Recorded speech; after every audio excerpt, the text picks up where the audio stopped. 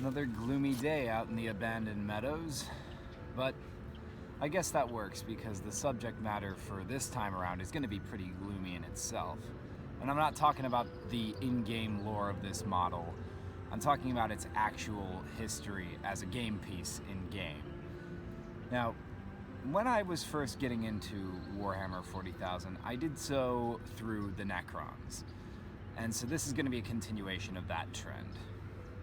Way back in, I think, 2003, shortly after I'd gotten my first miniature, I decided to go full force with the Necrons. And the second model that I got for that army was this one.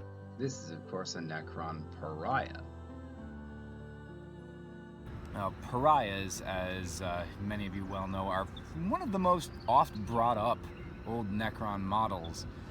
They've seen some pretty big hype in terms of their disappearance from the lore, disappearance from the game, and I never really understood why. But to start from the top, much like everything else that was grim dark and black and white, Necron Pariahs saw their arrival in 3rd edition of 40k.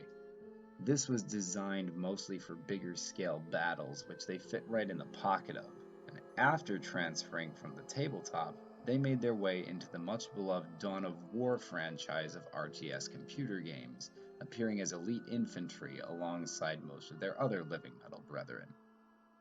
Now, personally, I tend to like the Pariah model. It's streamlined, it's not too gaudy, it's not over the top. It exudes that quiet sense of horror, almost like a tale by Lovecraft or Poe, as opposed to a more gory, overt, beat you over the head with all the subtlety of a sledgehammer, like the Saw movies or something. But that subtlety was to be short-lived. In 5th edition, Necron Pariahs disappeared to make way for the Lich Guard. Now, that means that these guys have only ever existed in their format for 2 codexes before being replaced by the guys at the bottom of the screen here, who in addition to being all around tougher in their stats, are all around more gaudy and ostentatious in their appearance.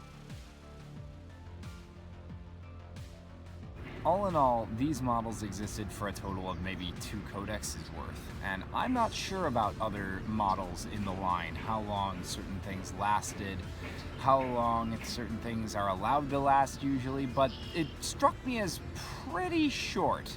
Like, that's a pretty short lifespan for a unit in a game like this.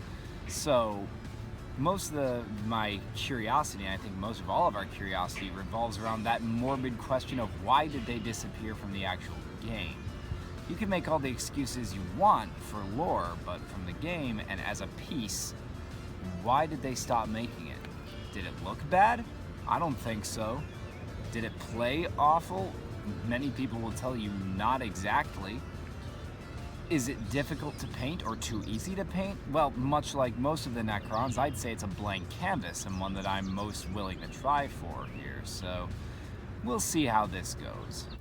So to start off with, I'm just doing the same thing I did last time. Base coat of bronze over an undercoat of black. Nothing special, nothing fancy. The entire model gets coated and then dry brushed up with that silver stuff that I told you about before. Both the good silver stuff and the bad silver stuff.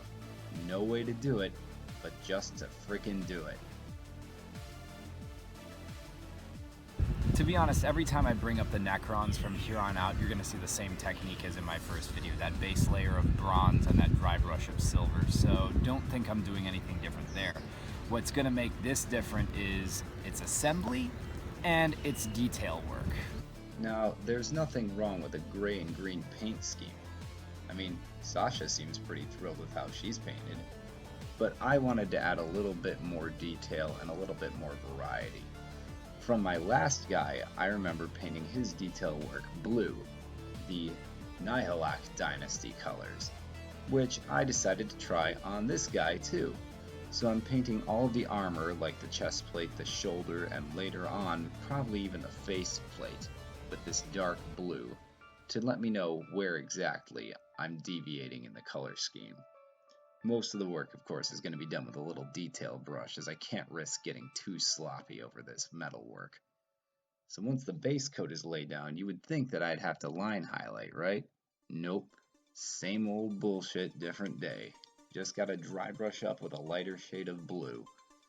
Once that's all done with, then I can start with the line highlighting if I feel like it. Oh, who am I kidding? Of course I feel like it. I have to practice sometime, don't I?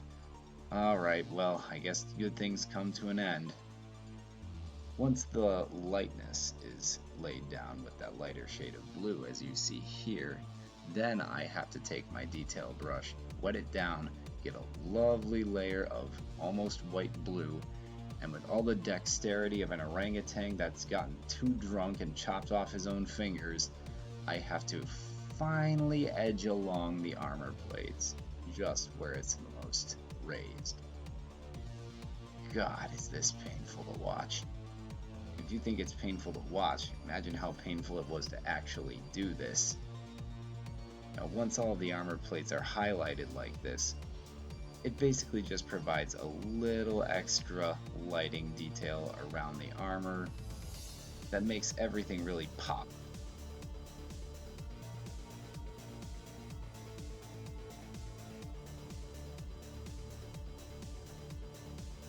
So then I'll just add some gold accents to bring it all up to speed and make it a little more diverse, and use this lighter gold to kind of edge highlight the dark gold.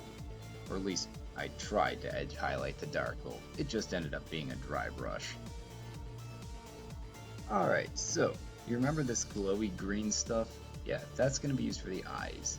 Then I'm going to take some green ink and I'm going to give it a wash over the eyes and the ornaments on the chest. That'll give it a recessed glow. After that, I'll just dry brush up with some more of the glowy green stuff and give that a further dry brush and spot highlight with a bit of pure yellow. And that should turn out looking a little bit something like this.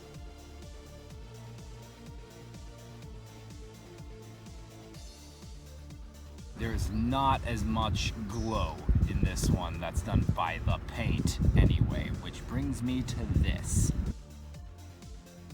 These little annoying plastic bits that came with it.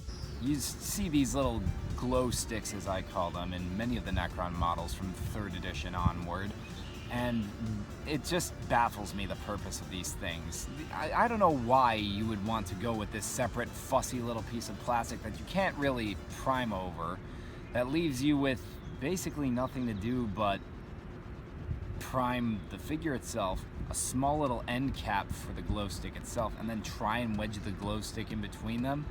That's kind of annoying. I mean, it's basically the equivalent of somebody trying to figure out how to put an 18th century swivel cannon in the bed of their pickup truck so it actually will work. I mean, it's not hard to imagine how to do it, and it's not hard to do it if you know how. But what is the purpose of doing that in the first place? Why is that necessary?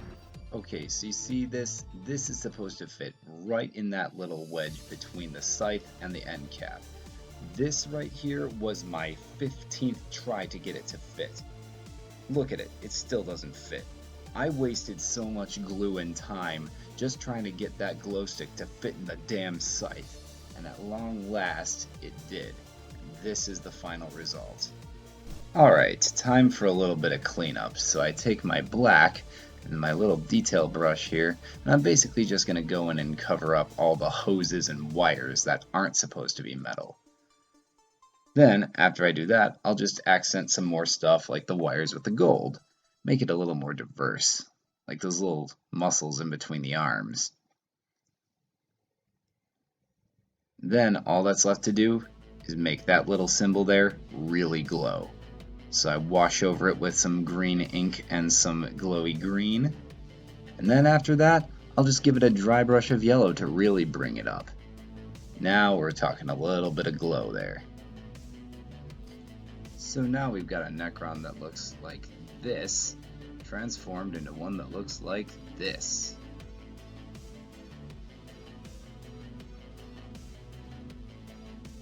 There you have it, our completed Necron Pariah experiment. Night is completely fallen, and thus draws an end to our little experiment for this time. Now, as per usual, I'd welcome your opinions on what the paint job was like, how I did, what you guys would have done differently, whether or not you prefer old crons, new crons, anything in that vein of discussion, that's welcome as well. And for right now, I feel like it's time to leave the Tomb Worlds behind. I've dug up enough of that part of my gaming history, so to speak, and I think next time we're going to try for something a little newer, but a little older at the same time. This may be marching into familiar territory for us at last, so I look forward to getting the brushes I need to take on my next project, hopefully next week. So we will see you guys then.